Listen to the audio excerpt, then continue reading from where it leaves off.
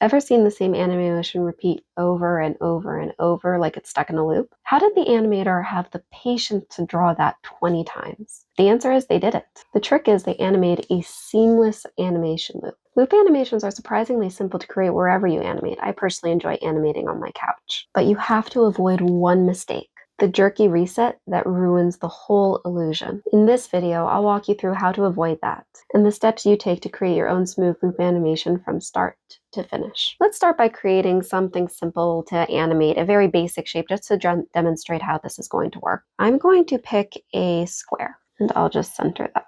And later on, you'll find out how this kind of loop animation applies to more complex things like backgrounds, characters, and fun visual effects. And please, if any cool loop animations that you've seen in the past come to mind, please drop them down in the comments below. It might inspire somebody else here. Now comes the question of what kind of motion you're going to do for an animation like this.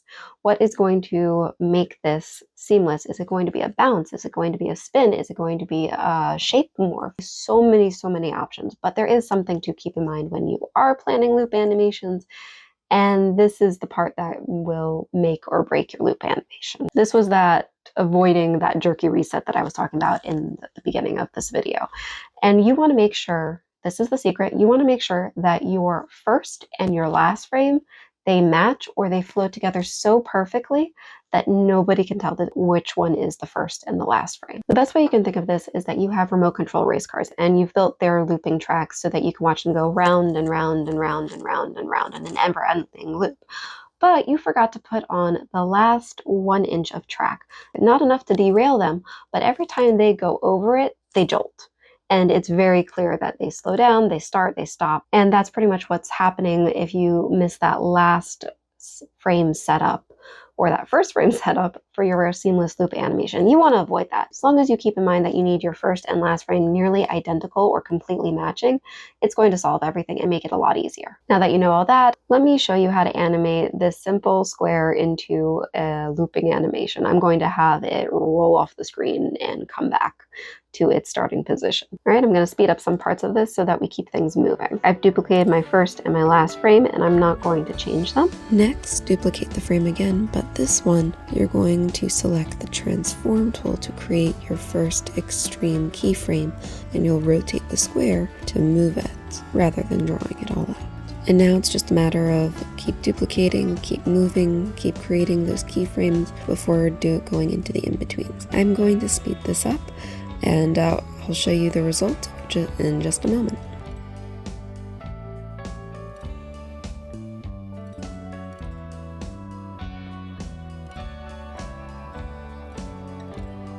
Just going to take a pause here and see if it's looking good.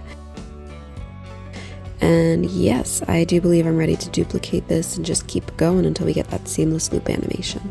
Right now I'm selecting my layers so that I can group them together and just duplicate the whole sequence, because this motion just keeps getting repeated and repeated and repeated until our seamless loop animation is completed. I'm going to make sure everything works seamlessly, delete the frames that I don't need because they're repeating, and of course going to take another quick pause, just double check that everything is looking right.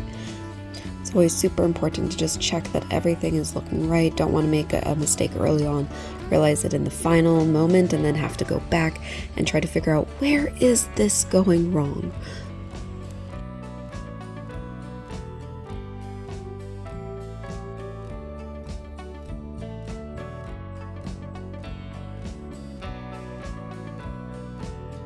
And with that,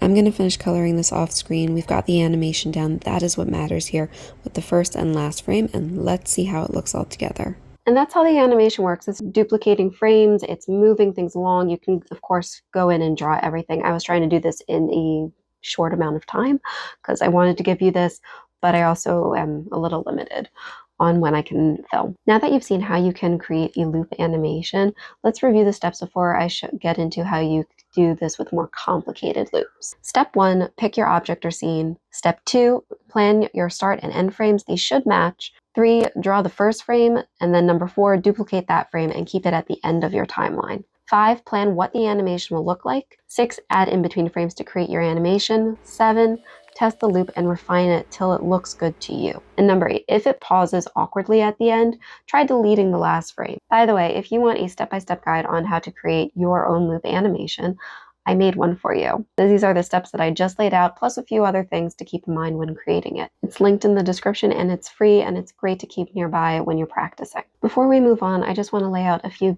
beginner mistakes that I've made when I was starting to create loop animation. And they can totally ruin a loop, and I really don't want this to happen to you. So to avoid the frustration, I'm just going to give you the 3 most common mistakes that you can avoid. Mistake number 1 is forgetting to duplicate that last frame. It is the most important thing, which is why I am repeating it again and again and again and again. The first and the last need to match, or they have to flow together seamlessly, or it is going to create that jerky motion, and it is the number 1 mistake.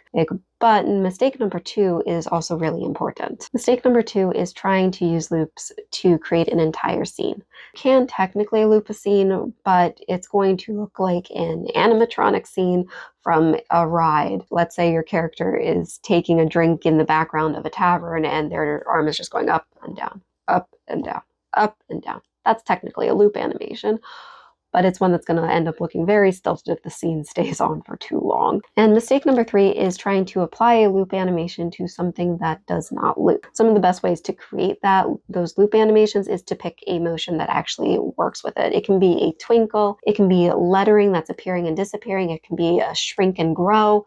There are so many smaller motions that will work, even a little bit more complicated. Speaking of those more complicated loops you can do, this is where we're going to talk about what a more complicated loop looks like than what I demonstrated here. There's 3 that come to mind. There are backgrounds, it's characters, and it's visual effects. And I'm going to go into each of those briefly because I know I probably confused you when I said characters, especially since I just said you should not be animating a character in a loop. But there is an instance where it works. But first off, backgrounds. Have you ever seen like that car going past in that GIF format, GIF, GIF, whichever it is, but it's going past the same tree, the same cow again and again and again. So in that instance, that is a looping animation with a background applied. So number 2 is the characters, and you can apply loop animations to this specific instance of a walk cycle, a run cycle. I would say even if your character's flying, you can probably have them flying in a loop cycle. You can have a character doing a loop animation, but you have to be careful what you're looping. And walk cycles and run cycles are a pretty complicated thing. I am still trying to build the skills to create what I would call a good walk cycle. One day, right? And the last one are visual effects. These effects are things like flames, stars twinkling, stars that are twinkling and looping around a character's cartoon head. They just add a little something to your scene. And please note that while there are more complicated versions of a loop animation that you can make, you can also start very basic, very simple. You can even do a more simple loop animation than I did here.